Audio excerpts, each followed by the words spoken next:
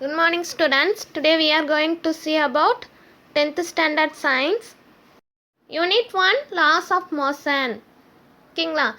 ஓகேம்மா, ப்ரீவியஸ் கிளாஸில் நம்ம என்னென்ன டாபிக் இந்த லெசனில் பார்த்துருக்கோம் அப்படின்னா அதோட இன்ட்ரடக்ஷன் என்ன அப்படின்றத பார்த்தோம். And then inertia, force and motion பற்றியும் இனர்ஷியா பற்றியும் பார்த்தோம் இல்லைங்களா? And then types of inertia அப்படின்றது ஒரு 5 மார்க்கு இல்லையா? ஸோ அதோட வகைகள் என்ன, அதோட எக்ஸாம்பிள்ஸ் என்ன அப்படின்றதையும் நம்ம பார்த்தோம். And Newton's laws of motion, அதில் Newton first law, force, types of forces, so இதெல்லாமே பார்த்தோம். அண்ட் தென் லீனியர் மொமெண்டம் பற்றி பார்த்துருக்கோம், ரிசல்டன்ட் ஃபோர்ஸ் பற்றி பார்த்துருக்கோம். ஓகேங்களா? அண்ட் தென் பாருங்க, rotating effect of force. So இது வரைக்கும் இந்த லெசனில் நம்ம பார்த்துருக்கோம். நெக்ஸ்ட்டு நம்ம பார்க்க போகிறது மொமெண்ட் ஆஃப் தி ஃபோர்ஸ். ஓகேங்களா? ஓகே, லிசன்மா. மொமெண்ட் ஆஃப் த ஃபோர்ஸ், விசையின் திருப்புத்திறன். ஓகேங்களா? மொமெண்ட் ஆஃப் தி ஃபோர்ஸ் அப்படின்றது விசையின் திருப்புத்திறன். The rotating or turning effect of a force about a fixed point or fixed axis is called a moment of the force. About that point or torque, it is measured by the product of the force and the perpendicular distance between the fixed point or the fixed axis and the line of action of the force. Torque is equal to F into D. இங்கே பார்த்தோம் அப்படின்னா விசையோட திருப்புத்திறன் அப்படின்றது என்ன அப்படின்னா, விசையானது ஒரு புள்ளியில் அல்லது ஒரு அச்சில் ஏற்படுத்தக்கூடிய அந்த சுழல் விளைவு இருக்கு இல்லையா, அதன் திருப்புத்திறன் மதிப்பின் மூலமாக அளவிடலாம் அப்படின்னு சொல்லியிருக்காங்க, அந்த சுழற்சி விளைவு. சரிங்களா? அதே மாதிரி ஒரு புள்ளியின் மீது செயல்படக்கூடிய அந்த விசையின் திருப்புத்திறன், அதாவது டார்க் அப்படின்னு சொல்கிறோம் இல்லையா, அந்த டவ் மாதிரி அதாவது இந்த சிம்பிளை டவ் அப்படின்னு சொல்லுவோம். ஓகேங்களா? ஸோ விசையின் எண் மதிப்பு எஃப்க்கும் நிலையான புள்ளி மற்றும் அதோட விசை செயல்படக்கூடிய அந்த அச்சுக்கு இடையே உள்ள அந்த செங்குத்து தொலைவு இருக்கும் இல்லையா, அதாவது டிஸ்டன்ஸ் டி, அதுக்கு இடையில இருக்கக்கூடிய அந்த பெருக்கல் பலனை கொண்டு அளவிடலாம் அப்படின்னு சொல்லியிருக்காங்க. எதை? விசையின் திருப்புத்திறன் மதிப்பை. சரியா? ஸோ அதுக்கான ஃபார்முலா என்ன அப்படின்னு சொல்லி பார்த்தோம்னா, tau is equal to F into d. ஓகேங்களா? ஸோ இந்த சிம்பிள் என்னன்னு சொல்லுவோம், டவ் அப்படின்னு சொல்லுவோம். ஓகேங்களா? நெக்ஸ்ட் பாருங்க, torque is a vector quantity. It is acting along the direction perpendicular to the plane containing the line of action of force and the distance. Its SI unit is Newton meter. ஓகேங்களா? that means nm. ஓகேங்களா? Sir dark வந்துட்டு என்னன்னு சொல்லியிருக்காங்க, அது ஒரு vector அளவு அப்படின்னு சொல்லியாச்சு. இதோட திசையானது விசை செயல்படக்கூடிய அச்சின் திசை மற்றும் தொலைவின் தளத்திற்கு செங்குத்து திசையில் இருக்கும் அப்படின்னு சொல்லியிருக்காங்க. சரியா? அதாவது direction, it is acting along the direction perpendicular to the plane containing the line of action of force. ஓகேங்களா? ஸோ அப்போ அதோட தளத்துக்கும் விசை செயல்படக்கூடிய அச்சின் திசை மற்றும் தொலைவின் தளத்திற்கு செங்குத்து திசையில் வந்துட்டு இருக்கும் அப்படின்னு சொல்லியிருக்காங்க. ஓகேங்களா? ஸோ இதோட எஸ்ஐ யூனிட் என்ன? Newton metre. இது ஒரு ஒன் வேர்டு. ஓகேங்களா? நெக்ஸ்ட் பாருங்க, கப்பிள். கப்பிள் அப்படின்றது என்ன? இரட்டை அப்படின்னு சொல்லுவோம். ஓகேங்களா? And two equal and unlike parallel forces applied simultaneously at two distinct points constitute a couple. அது இரு சமமான இணை விசைகள். சரியா?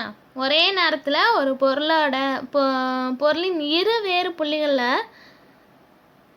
அதாவது எதிரெதிர் திசையில் வந்துட்டு செயல்பட்டுச்சு அப்படின்னா அதை வந்து என்னன்னு சொல்லுவோம், இரட்டை விசைகள் அல்லது இரட்டை அப்படின்னு சொல்லுவோம், கப்புள் அப்படின்னு சொல்லுவோம். சரியா? அது வந்து எப்படி இருக்கும், ஒரே நேர்கோட்டில் வந்துட்டு செயல்படாது அப்படின்னு சொல்லியிருக்காங்க. அதாவது the line of action of the two forces does not coincide. ஓகேவா? It does not produce any translatory motion since the resultant is 0, but a coupled resultant causes the rotation of the body. Rotating effect of a couple is known as moment of a couple. அதாவது இரட்டைகளோட தொகுபயன் விசையோட மதிப்பு எப்படி இருக்கும், சுழி, அதாவது 0வாக இருக்கும் அப்படின்னு சொல்லியிருக்காங்க. இது வந்து நேர்கோட்டு இயக்கத்தை ஏற்படுத்தாது, சரியா? ஆனால் சுழல் விளைவை வந்துட்டு ஏற்படுத்தக்கூடியதாக இருக்கும். ஓகேவா? But a couple result causes the rotation of the body. அங்கே வந்துட்டு என்ன ஆகுது, சுழல் விளைவானது உருவாகுது. ஓகேவா? ஆனால் அங்கே என்ன இருக்காது, டிரான்ஸ்லேட்டரி மோஷன் அப்படின்றது ப்ரொடியூஸ் ஆகாது, சரியா? And rotating effect of a couple is known as moment of a couple அப்படின்னு சொல்லியிருக்காங்க. அதாவது இதோட இரட்டைகளோட திருப்புத்திறனை தான் நம்ம இப்படி சொல்கிறோம். அதாவது சுழற்சி விளைவை வந்துட்டு ஏற்படுத்துது இல்லையா? ஸோ அதை தான் வந்துட்டு நம்ம விசையின் திருப்புத்திறன், அதாவது மொமெண்ட் ஆஃப் அ கப்புள், இரட்டைகளின் திருப்புத்திறன் அப்படின்னு சொல்லலாம். ஓகேங்களா? ஸோ இதோட எக்ஸாம்பிள் பாருங்கள். Turning a tap and bending or unbending a screw, spinning of a top, etc.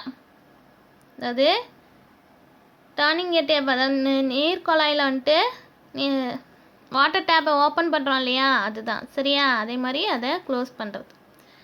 அதே மாதிரி திருகோட சுழற்சி, ஓகேங்களா? அண்ட் தென் பம்பரத்தை சுழற்றி விடுவோம் இல்லையா?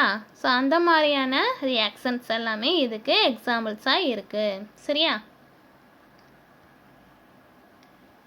And moment of a couple is measured by the product of any one of the forces and the perpendicular distance between the line of action of two forces. The turning effect of a couple is measured by the magnitude of its moment. இங்கே பார்த்தோம் அப்படின்னா இரட்டையின் சுழற்சி விளைவானது அதோட திருப்புத்திறன் மதிப்பை கொண்டு அளவிடப்படுது அப்படின்னு சொல்லியிருக்காங்க. ஸோ இதோட மதிப்பு வந்துட்டு ஏதேனும் ஒரு விசையோட எண் மதிப்பு மற்றும் இணை விசைகளுக்கு இடையே உள்ள செங்குத்து தொலைவு இதோட பெருக்கல் பலனுக்கு சமமாக இருக்கும் அப்படின்னு சொல்லியிருக்காங்க. ஓகேங்களா? அதாவது perpendicular distance between the line of action of two forces. ஓகேங்களா? அதாவது எனி ஒன் ஃபோர்ஸஸ் அதோட சுழற்சி விளைவானது வந்துட்டு எப்படி இருக்கும், ஒரு விசையோட எண் மதிப்பையும் இணை விசைகளுக்கு இடையே இருக்கக்கூடிய செங்குத்து தொலைவோட பெருக்கல் பலன் இருக்கும் இல்லையா, அதாவது மல்டிப்ளிகேஷன் வேல்யூஸ். ஸோ அதுக்கு சமமாக இருக்கும் அப்படின்னு சொல்லியிருக்காங்க, சரியா? இதோட ஃபார்முலா பார்த்தோம் அப்படின்னா moment of a couple is equal to force into perpendicular distance between the line of action of forces. இப்போ ஃபோர்ஸ் எடுத்துக்கிட்டோம் அப்படின்னா அதாவது அந்த விசையோட எண் மதிப்பை வந்துட்டு எடுத்துக்குவோம். And then perpendicular distance between the line of action of forces அப்படின்னு சொல்லியிருக்காங்க இல்லையா, அதாவது இணை விசைகளுக்கு இடையே இருக்கக்கூடிய அந்த செங்குத்து தொலைவை வந்துட்டு நம்ம எடுத்துப்போம், சரியா? ஸோ அதை ஷார்ட்டாக m is equal to f into s அப்படின்னு சொல்லலாம். and the unit of moment of a couple is Newton meter. So இதோட யூனிட் என்ன, newton metre in SI system and dyne centimetre in CGS system. ஓகேங்களா? அதாவது SI சிஸ்டத்தில் பார்த்தோம் அப்படின்னா அதோட யூனிட் வந்துட்டு நியூட்டன் மீட்டர் அப்படின்னு சொல்லுவோம். சிஜிஎஸ் சிஸ்டமில் வந்துட்டு டைன் சென்டிமீட்டர் அப்படின்னு சொல்லுவோம். ஓகேங்களா? And by convention the direction of moment of a force or couple is taken as positive if the body is rotated in the anticlockwise direction and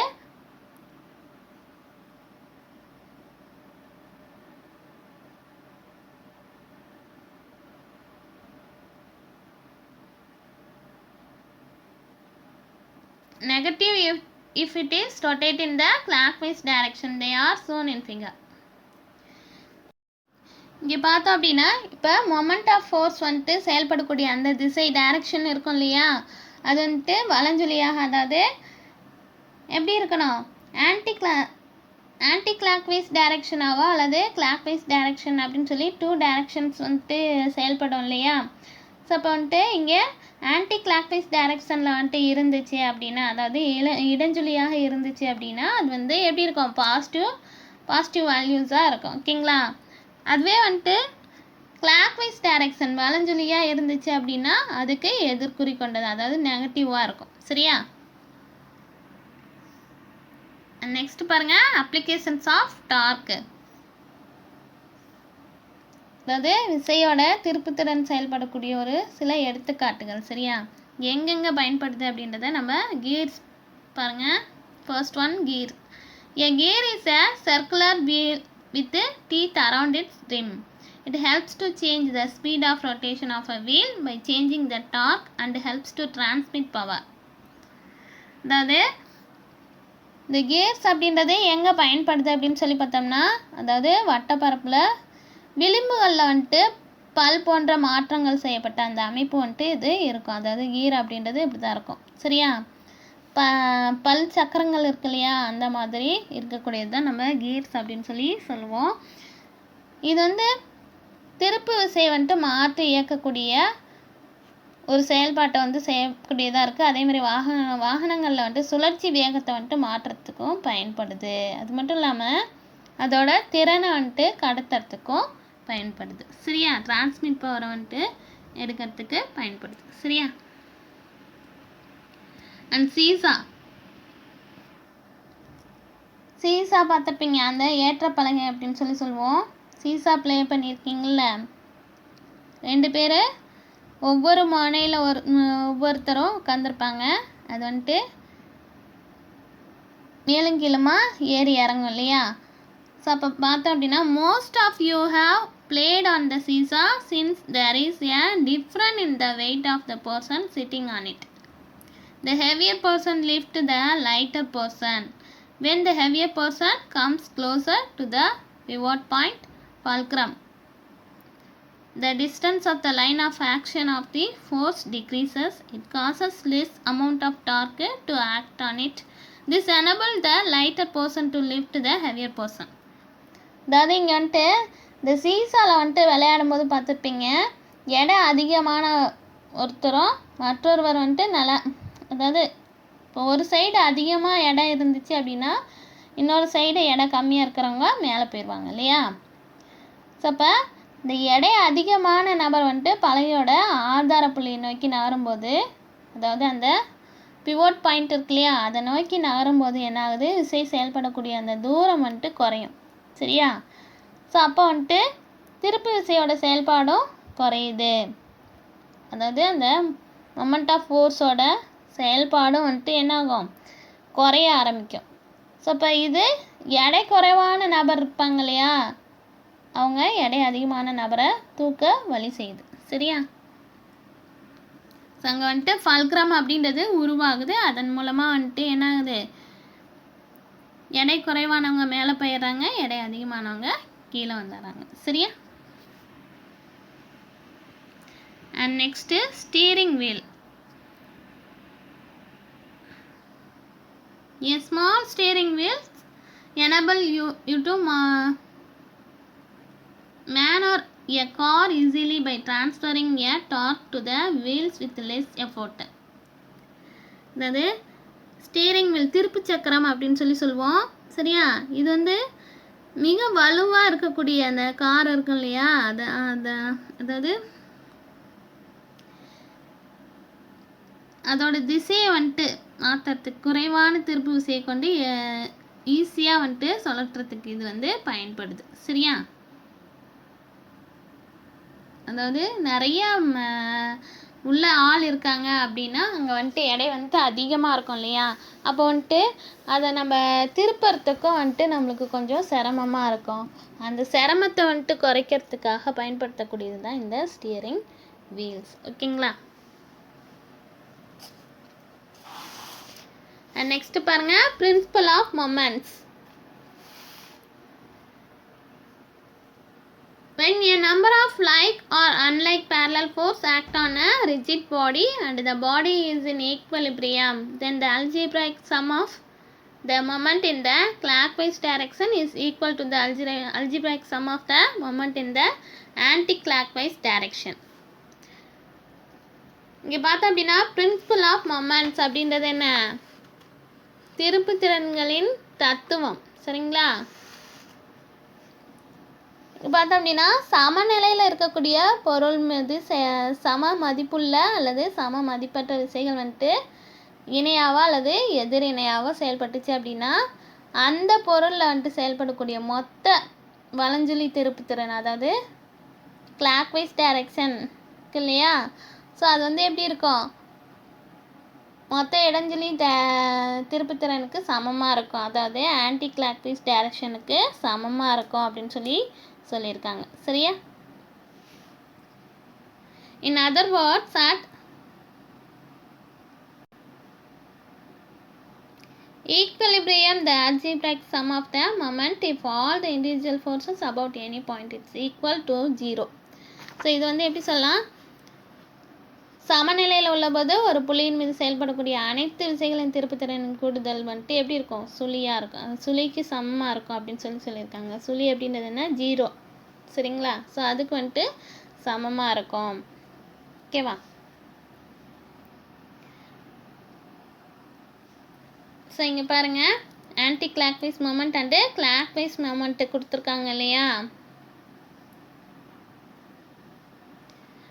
so இங்கே வந்துட்டு சமநிலையில் வந்துட்டு இருந்துச்சு அப்படின்னா அதோட புள்ளியின் மீது செயல்படக்கூடிய, இப்போ இந்த இடத்துல வந்துட்டு சமமாக இருந்துச்சு அப்படின்னா இங்கே செயல்படக்கூடிய விசைகளோட அந்த திருப்புத்திறனோட கூடுதல் மதிப்பு வந்துட்டு எப்படி இருக்கும்? சுழியாக இருக்கும், 0வாக இருக்கும். சரியா?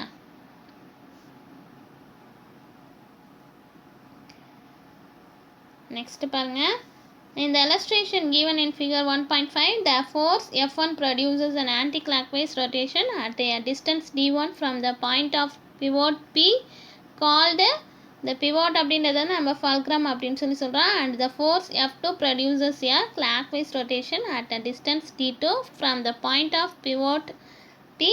The principle of moments can be written as follows: moment in clockwise direction is equal to moment in anti-clockwise direction. அதாவது இங்கே வந்துட்டு பார்த்தோம் அப்படின்னா சமநிலையில் உள்ள ஒரு பொருளை எடுத்துக்கிறோம், அதோட மையம் வந்துட்டு என்னன்னு சொல்கிறோம்? P அப்படின்னு எடுத்துக்கிறோம், அதுலேருந்து அதோட தொலைவு வந்துட்டு d1. சரியா? அண்ட் தென் அதோட விசை வந்துட்டு F1 அப்படின்னு எடுத்துக்கிறோம். சரியா? அதாவது d1 தொலைவில் இருக்கக்கூடிய விசை வந்துட்டு F1 அப்படின்னு சொல்கிறோம். அதே மாதிரி இடப்பக்கத்தில் வந்துட்டு சுழற்சியையும் அதோட ஆதார மையம் P அப்படின்னு சொல்கிறோம், பிவோட் பாயிண்ட். சரிங்களா? ஸோ அதுலேருந்து வந்துட்டு அதோட தொலைவு வந்துட்டு d2 அப்படின்னு சொல்கிறோம். அதே மாதிரி அங்கே செயல்படக்கூடிய விசையையும் F2 அப்படின்னு சொல்கிறோம், அதாவது வலப்பக்க சுழற்சியை வந்துட்டு அது ஏற்படுத்தக்கூடியதாக இருக்குது. சரியா? இந்த d2 அண்ட் F2 அப்படின்றது வலப்பக்க சுழற்சியும் d1 F1 அப்படின்றது இடப்பக்க சுழற்சியையும் ஏற்படுத்தக்கூடியதாக இருக்குது. சரிங்களா?